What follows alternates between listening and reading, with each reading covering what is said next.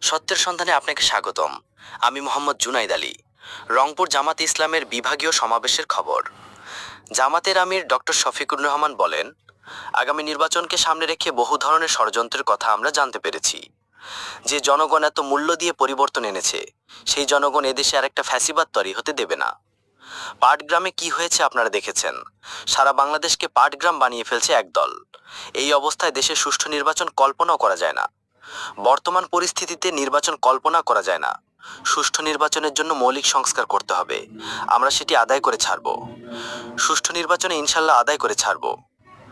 কেউ যদি আওয়ামী ফ্যাসিবাদের আমলে নির্বাচনের স্বপ্ন দেখে থাকেন, আমরা মহান আল্লাহর সাহায্যে সেই স্বপ্নকে দুঃস্বপ্নে পরিণত করব।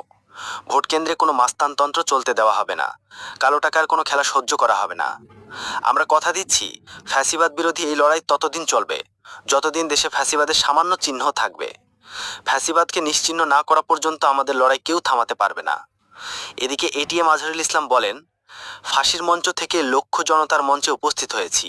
যে গলায় ফাঁসির দড়ি পরার কথা ছিল, সেখানে আজ ফুলের মালা পরানো হচ্ছে।